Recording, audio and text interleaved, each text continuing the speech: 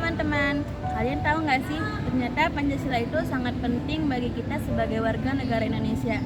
Nah, tetapi terkadang Pancasila itu sebagai teori ataupun rangkaian kata yang kita anggap di dalam buku saja, bukan? Padahal kalau kita lihat, nilai-nilai Pancasila hadir dalam setiap langkah yang kita jalani, mulai dari cara berinteraksi, bersosialisasi, hingga menyelesaikan masalah atas perbedaan. Pancasila bukan hanya sebagai fondasi negara, tapi juga sebagai identitas kita terhadap negara yang kaya akan keberagaman.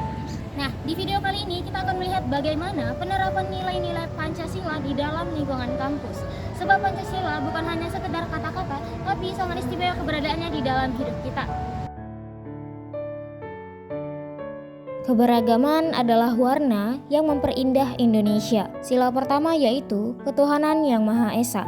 Mengajarkan kita bukan hanya untuk beriman, tetapi juga menghormati keyakinan orang lain.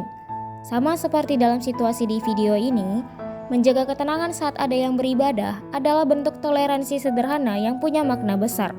Sama seperti kata Bung Hatta, agama tanpa ilmu pengetahuan adalah buta, ilmu pengetahuan tanpa agama adalah lumpuh. Maka, mari kita seimbangkan keduanya dalam kehidupan sehari-hari. Kita mungkin sering dengar pepatah, words can build you up or break you down. Kata-kata bisa menjadi penyemangat, tetapi juga bisa menyakiti. Sila kedua yaitu kemanusiaan yang adil dan beradab, menuntun kita untuk memiliki empati dan menjunjung tinggi nilai kemanusiaan. Ia mengajarkan kita untuk saling menghargai dan tidak menyakiti orang lain, baik secara fisik maupun verbal. Tidak ada tempat untuk perundungan di antara kita, karena sejatinya manusia yang beradab bukan yang paling kuat, tetapi yang paling peduli terhadap sesamanya.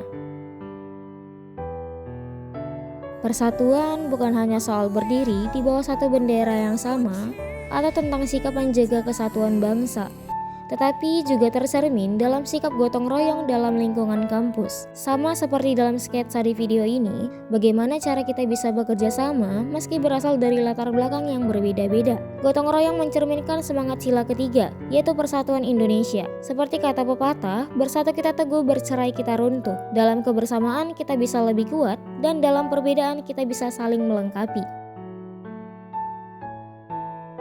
Dalam diskusi atau musyawarah, seringkali ego bisa menjadi tembok yang memisahkan. Tetapi, sila keempat mengajarkan kita bahwa pemimpin sejati adalah mereka yang mau mendengar, bukan hanya berbicara. Ketika kita memberi ruang bagi semua pendapat, kita membangun keputusan yang jauh lebih bijak. Seperti kata Nelson Mandela, "It always seems impossible until it's done." Dengan komunikasi dan kompromi, tidak ada masalah yang tidak bisa diselesaikan.